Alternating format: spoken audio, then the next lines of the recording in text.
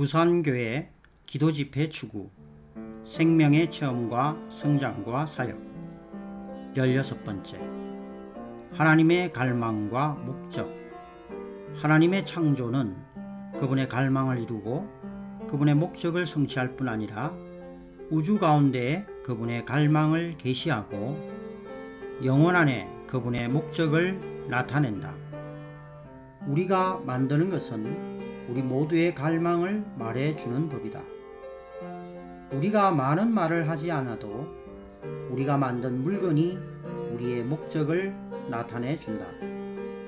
하나님께서 하늘을 창조하시고 많은 것들을 포함한 땅을 창조하시고 마지막으로 자기의 모양대로 지은 사람, 즉 만물 위에 뛰어난 권위를 가진 사람을 창조하셨을 때 그분은 하나의 분명한 목적을 가지고 계셨다. 그분의 창조를 통해서 우리는 하나님이 갈망과 목적을 가지고 계셨다는 것을 알 수 있다. 하나님의 원초의 창조, 동기. 에베소서 1장 5절과 9절에 의하면 하나님의 원초의 창조의 동기는 기쁘신 뜻대로 자기의 목적을 이루시기 위함이었다. 하나님께서는 자기의 뜻을 이루시고 자기의 기뻐하심을 만족시키기 위해서 원초의 창조를 하셨다. 하나님께서는 창조하기를 원하셨고 좋아하셨다. 하나님께서는 자신을 기쁘시게 하기 위해서 창조를 하신 것이다. 목적. 하나님의 창조는 두 방면의 목적이 있다. 첫째, 하나님의 창조의 목적은 하나님의 아들을 영화롭게 하기 위함이다. 비록 우리는 창세기 1장, 2장에서 하나님의 아들 혹은 그리스도라는 이름을 발견하지 못하지만 로마서 5장 14절에서 아담이 그리스도의 표상이었다는 것을 알게 된다. 하나님의 모양대로 지원받은 아담은 그리스도의 예표였다. 아담 안에서 우리는 그리스도에 속한 것을 볼 수 있다. 하나님의 창조의 목적은 그분의 아들 곧 예수 그리스도를 영화롭게 하기 위함이다. 둘째, 창조는 하나님 자신을 나타낸다. 하늘과 땅을 통해서 우리는 하나님께 속한 것을 깨달을 수 있으며 또한 사람을 통해서 우리는 하나님께 속한 것을 볼 수 있다. 하나님께서는 사람 안에 자기를 나타내시며 특히 자기의 아들인 그리스도를 통해서 나타내신다. 그리스도는 하나님의 모든 충만이 몸으로 거하시는 분이다. 그리스도께서 하나님의 창조의 중심에 있는 사람 속에서 영화롭게 될 때 하나님은 또한 자기를 나타내시게 된다. 왜 하나님은 하늘을 창조하셨는가? 그분의 목적은 무엇이었는가? 우리가 성경을 잘 읽어본다면 우리는 하늘이 땅을 위해 서 있다는 것을 깨달을 수 있다. 과학자들까지도 이것을 부인할 수 없다. 하늘에서 오는 모든 것들은 땅을 위한 것이다. 햇빛, 물, 그리고 충만한 공기가 모두 땅을 위한 것들이다. 그렇다면 땅은 무엇을 위하여 있는가? 성경에 의하면 땅은 사람을 위해서 있다. 스가랴 12장 1절에서 말씀하시기를 하나님께서는 하늘을 펴시며 땅에 틀을 세우시며 사람 안에 영을 지으셨다고 말한다. 하늘은 땅을 위해 있으며 땅은 사람을 위해 있으며 사람은 하나님을 위해 있는 것이다.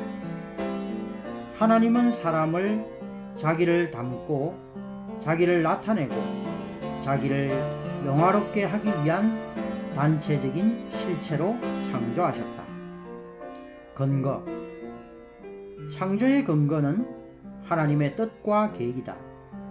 계시록 4장 11절에서 우리에게 분명히 말해주고 있는 것은 만물이 하나님의 뜻대로 지으심을 받았다는 것이다.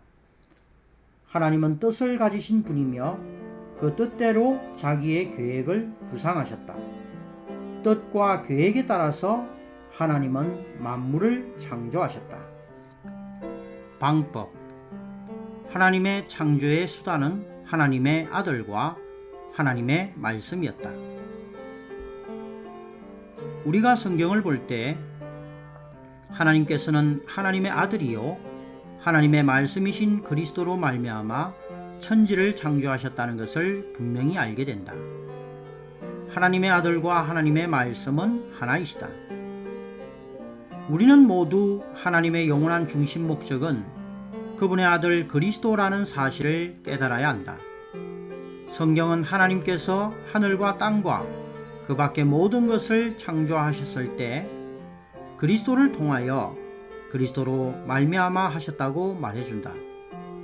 만물은 그리스도를 통해서 그리스도에 의해서 그리고 어떤 의미에서는 그리스도 안에서 지어졌다. 창조가 시작된 때로부터 만물은 그리스도 안에서 존속한다. 그리스도는 우주의 온 부분을 함께 붙들고 있는 축이 되신다. 히브리서 1장 3절에서는 그리스도께서 그의 능력의 말씀으로 만물을 붙드신다고 했으며 골로새서 1장 17절에서는 만물이 그 안에 함께 존속한다고 했다. 분명히 땅은 아무것도 걸려있지 않다. 그러나 실제로는 그리스도께서 땅을 붙들고 계신 것이다. 만일 위성 중에 하나라도 잘못 운행한다면 크다란 충돌이 일어날 것이다. 그러나 주님께서 만물을 붙들고 계신다. 왜 그리스도께서는 만물을 붙들고 계시는가? 그리스도께서는 자기의 영광과 자기의 몸을 위해서 만물을 붙들고 계시는 것이다. 만일 하늘이 무너지고 땅이 떨어진다면 우리는 어디에 있으며 몸은 어디에 있을 것인가? 우리는 살며 걸어다닐 수 있는 좋은 땅을 가지고 있으며 또한 우리를 돕는 하늘을 가지고 있다. 우리에게 햇빛이 필요할 때 하늘은 햇빛을 보내준다. 우리에게 비가 필요할 때 비가 내려온다. 우리에게 공기가 필요할 때 공기가 여기에 있다. 달에는 공기가 없다고 한다. 그러나 지구 둘레에는 푸른 하늘과 공기가 있다. 하늘은 땅을 섬기며 땅은 우리를 위해 있다. 그리고 우리는 여기에서 몸을 위해 있으며 우리가 곧 몸인 것이다. 그리스도는 몸을 사랑하신다. 자기의 몸을 위해서 그리스도는 온 우주를 붙들고 계신 것이다. 과정. 욥기 38장 4절에서 7절까지는 하나님의 창조의 과정을 알려주는 말씀이다. 그 안에 모든 먼저 피조된 것들과 천사들이 있는 하늘들이 처음으로 창조되었다.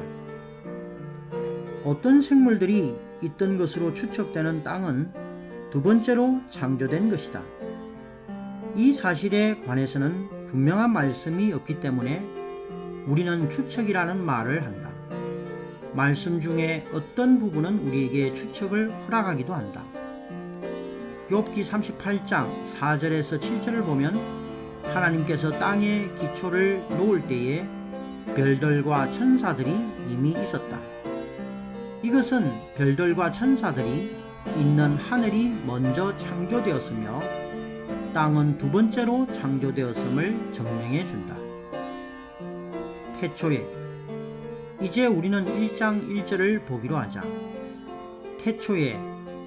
성경에서 이 구절 태초에는 두 가지로 사용되는데 첫 번째는 창세기 1장 1절이며 두 번째는 요한복음 1장 1절이다.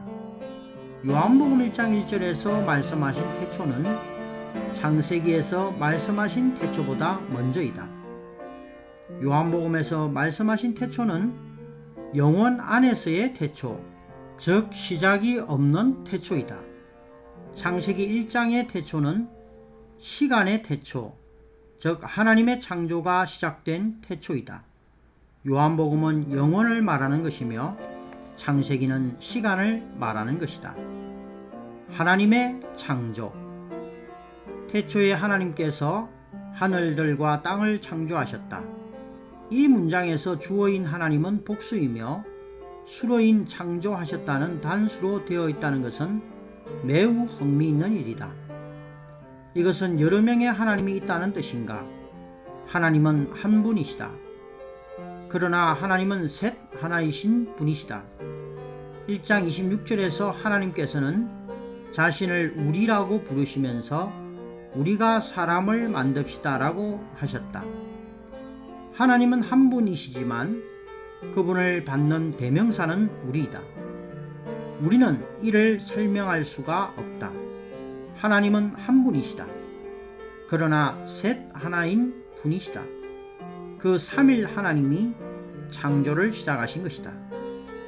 창세기 1장과 2장에서 하나님의 창조와 재창조에 관해서 세 가지 다른 동사가 사용되었는데 그것은 창조하셨다, 만드셨다, 지으셨다 이다. 창조란 무에서 유를 가져오는 것을 의미한다.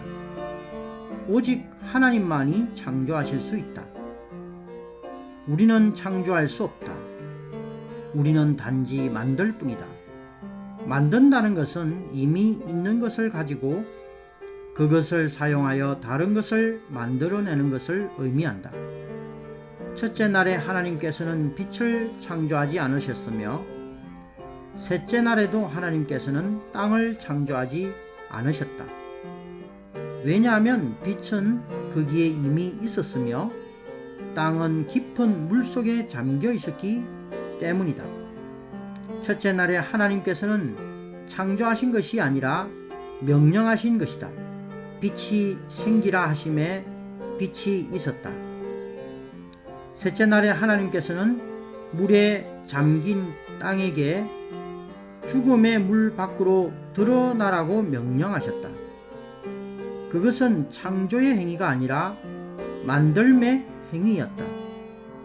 그 다음 하나님께서는 인간을 육신의 몸으로 만드셨다. 그것은 지으심이었다. 하나님께서는 흙으로 사람을 지으셨다. 하나님의 창조는 1절에 있으며 하나님의 재창조는 3절부터 시작된다. 성경은 하나님이 하늘을 만드셨다고 말하지 않으며 땅도 지으셨다고 말하지 않는다. 하나님께서 천지를 창조하셨다고 되어 있다. 창조는 하나님이 계시다는 것을 증명해 준다. 창조는 하나님의 영광을 선포하며 하나님이 계신 것을 증명한다. 하늘은 하나님의 영광을 선포하며 창공은 그 손으로 하신 일을 나타낸다. 하나님의 능력과 신성은 볼 수 없다 하더라도 사람은 만들어진 물건을 통해서 그것을 알 수 있다. 사람은 알 수 있으며 핑계할 수 없다. 창조를 보라. 어떻게 우리가 하나님이 없다고 말할 수 있겠는가? 하나님의 회복과 또 다른 창조. 창세기 1장 2절 하반절은 하나님의 원초의 창조에 대한 말씀이 아니라 하나님의 회복에 대한 말씀이다. 하나님께서는 파괴된 것을 회복하고자 하셨으며 또 다른 창조를 시도하신 것이다. 말하자면 사람은 이 시기에 창조된 것이다. 사람은 하나님에 의하여 회복된 것이 아니라 창조된 생명이다. 창세기 1장 2절 하반절부터 2장 25절까지의 말씀은 하나님이 파괴된 우주를 회복하심과 함께 하나님의 또 다른 창조를 보여주는 부분인 것이다. 2장 4절의 말씀을 다시 한번 읽어보자. 하늘들과 땅이 창조되던 때에 그것들의 생성은 이러하였다. 여호와 하나님께서 땅과 하늘을 만드실 때에. 대부분의 사람들이 이 구절을 그저 지나쳐 버리지만 이 말씀은 매우 의미 깊은 것이다. 이 구절은 우리에게 하나님의 원초의 창조와 하나님의 회복을 동시에 보여주는 말씀이다. 원문의 상반절은 하늘들과 땅이 창조된 이다. 여기에서 주의해야 할 것은 하늘이 먼저이고 땅이 나중이며 여기에 사용된 동사가 창조된 인 것이다. 하반절은 여호와 하나님께서 만드실이다. 여기에서는 동사가 창조되든에서 만드실으로 변했다. 앞에서도 말한 바와 같이 창조하는 것은 없는 데서 있게 하는 것이며 만드는 것은 이미 있는 물질에 어떤 일을 더해서 다른 일을 지어내는 것이다. 우리는 반드시 원초에 하늘들과 땅이 창조되었었다는 것을 알아야 한다. 그 다음 하반절에서 여호와 하나님께서 땅과 하늘을 만드실 때에 라고 했다. 당신은 이 바뀐 순서에 대해 주의해 본 일이 있는가? 첫째로 하나님은 하늘들과 땅을 창조하셨으며 다음으로 땅과 하늘을 만드셨다. 창세기 1장 1절에서는 하나님이 창조를 하셨다. 태초에 하나님께서 하늘들과 땅을 창조하셨다.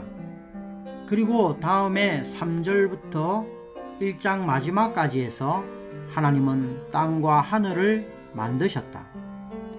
하나님께서 땅과 하늘을 만드실, 우리가 1장을 다시 한번 읽어본다면 셋째 날에 하나님의 묻을 회복하신 것을 볼 수 있다. 하나님께서는 땅을 창조하신 것이 아니다. 왜냐하면 땅은 이미 있어서 물 밑에 잠겨 있었기 때문이었다. 그러므로 하나님께는 셋째 날에 땅을 회복시키셨다. 또한 넷째 날에 창공을 회복하셨는데 그것이 곧 하늘이다. 이와 같이 회복에 있어서는 하늘과 땅이 아니었다. 땅이 먼저였고 하늘이 나중이었다. 그러나 창조에 있어서는 하늘이 먼저였고 땅이 다음이었다. 우리는 이 두 가지를 창세기 2장 4절에서 볼 수 있다. 우리가 전에 중점적으로 지적한 바와 같이 창세기 처음 2장은 창조의 기록이 아니다. 그 속에 숨어있는 뜻은 전적으로 생명의 문제이다. 그렇기 때문에 어떤 사람들은 창세기 1장과 2장의 말씀이 창조의 기록으로 보기에는 너무 간단하고 짧다고 생각한다. 우리도 같은 생각이다. 하나님의 창조의 기록으로서 그것은 너무나 단순하다. 그러나 우리가 아는 것은 성경은 창조의 기록이 아니며 역사를 기록한 것도 아니며 이야기를 기록한 것도 아니라는 점이다. 성경은 전적으로 생명의 책이다. 온 성경은 생명에 집중되어 있다. 만일 우리가 창세기의 첫 장을 주의 깊게 읽고 영의 빛을 받는다면 우리는 그것이 전적으로 생명을 말씀하신 장이라는 사실을 깨달을 것이다. 그 말씀은 생명의 견지에서 쓰여진 것이다. 당신은 아마 이 1장 가운데에서 생명이란 단어를 발견할 수 없다고 말할지도 모른다. 그것은 사실이다. 그러나 우리는 생명에 관한 많은 구절들을 발견할 수 있다. 하나님께서 셋째 날에 땅을 회복하셨을 때 모든 종류의 식물의 생명이 지어졌다. 그 다음 물속에 있는 동물의 생명, 공중에 있는 동물의 생명, 땅 위에 있는 동물의 생명, 사람의 생명, 마지막으로 2장에서 하나님의 생명이 나타난다. 생명은 이 두 장의 초점이다. 이러한 견지에서 우리는 창세기 1장의 말씀을 분명히 이해할 수 있다.